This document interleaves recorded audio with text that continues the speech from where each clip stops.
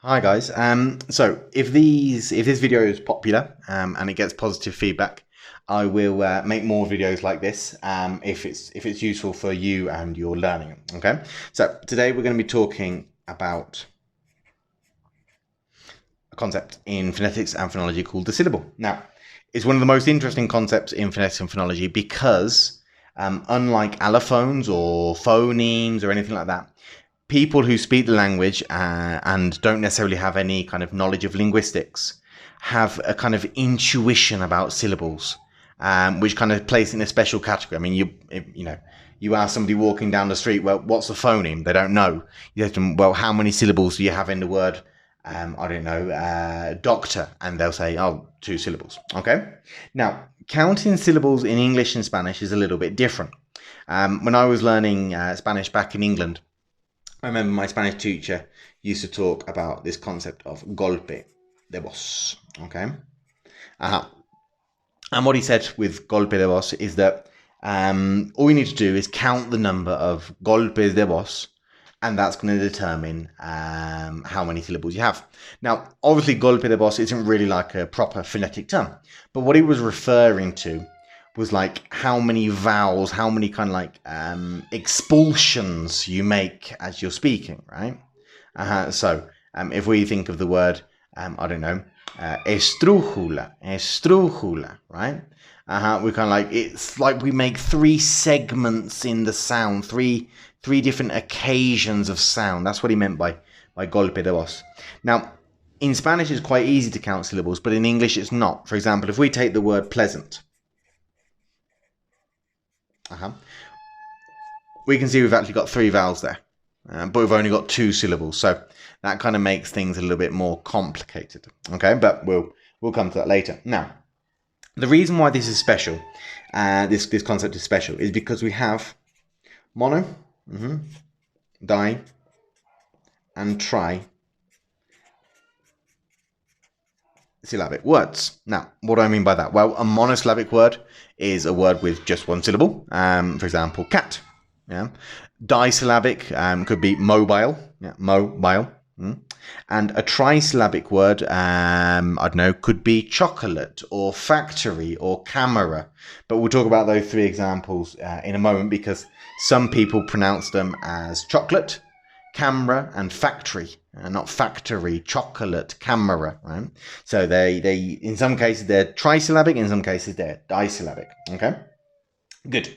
Right. So let's talk about the example that we saw just the other day with Oscar during the concert, right? So if we take the word project or project, so let's take project first, right? So we know that this sound is aspirated, but convention, because it's following my this sound, we say that this sound is D voice. So project, okay. O, G, ect. Okay, that's project. Now, I'm going to introduce 2 new phonetic symbols.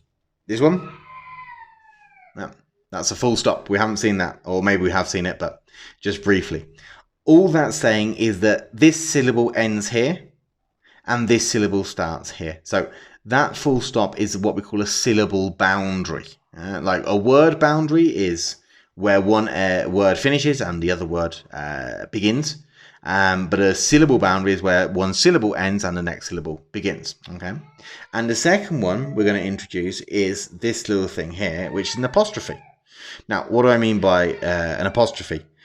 I mean, it looks like an apostrophe, but it's got nothing to do with like possession, like, I don't know, Kate's house or David's dog or anything like that. Or it's got nothing to do with contraction, like cannot becoming can't, or whatever it might be. Got no relationship there. What this symbol means is that this is the stressed syllable. All right. So if this is the stressed syllable, that's telling me that this is project and not project. Project, not project. Now, stressed syllables, that's important. Stressed syllables. So the stressed syllable in Spanish, in like kind of the Spanish lingo, is what we call la sílaba tónica, right? So, I mean, if we think about, I don't know, that word, yeah, that's médico, yeah. Without it, it's médico, and with that, it's médico. So, for example, soy médico, siempre médico, fui con el doctor y me medicó, right? So, in each case, we're changing the position of the stressed syllable, okay? Now, stressed syllables are louder, yeah, and they are longer. Yeah. So the stressed one, and also we have more variation in F1. Do you remember during our class we looked at, obviously F1 is not Formula One, not racing cars or anything like that. In this case, we looked at the bottom frequency, the bottom fundamental, the bottom formant. When we were talking about, when we were analysing our speech in Pratt, right? Well, that formant can go up and down, up and down, up and down, like in terms of frequency. And with the stressed syllable, the variation is going to be more, okay? Now, you might be thinking, well, what's this got to do with phonetics and phonology? Well, let's find out. We said that, for example, a project is a noun, right? And we agreed that project, for example, I want to project this information. I need a projector or whatever. So it's pronounced differently, right? Now, obviously, we can capture that in phonetics and phonology. So, but here's the interesting thing. Look at this vowel here. Here it was project. Now it's project. Yeah, it's pro. Yeah. Okay. The syllable is going to be in the same place. Yeah. Project. Now, if you notice, in this case, the position of the stressed syllable has changed. So, in this case, the stressed syllable is here. In this case, the stressed syllable is the second one, right? Now, this has affected the vowel here. So it's had like some sort of impact in terms of phonetics. Okay, cool. Right, I'm going to talk now about the structure of syllables, right? So that's the symbol for syllables. And most syllables are made up of an onset, a nucleus, and a coda. Now, the nucleus and the coda come together to make something we call the rhyme. Yeah. Now, if we take the example of cat, right? So, boom, cat. All right. So, onset, nucleus, coda.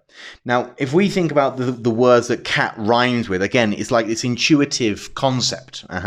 So, for example, cat, bat, fat, mat, etc. Right?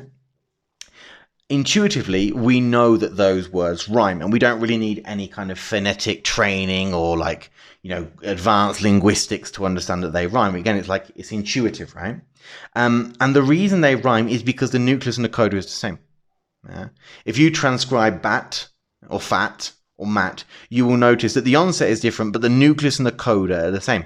And when the nucleus and the coda are the same, they have the same rhyme. And when two syllables have the same rhyme, well, surprise, surprise, the two syllables, the two words rhyme. Okay, cool, fine. Final thing that I need to talk about is something we call onset maximization. Okay, onset maximization. Of course, I write maximization with an S, not a Z, because, I'm British. Okay, so anyway, onset maximization. Let's say we've got the phrase, a piece of cake, right? And we wanted to transcribe that. Well, we'd do this, right? Piece, yeah. Don't say piss, that's a different word, piece. Piece, it sounds like, pas or pedazo. Yeah, piece of, believe it or not, that sound is actually voiced, right? Piece of. If you try it, if you put your two fingers on your vocal folds, you'll notice it's not piece off cake, it's piece of cake. All right, so it's actually voiced. And then cake. Okay.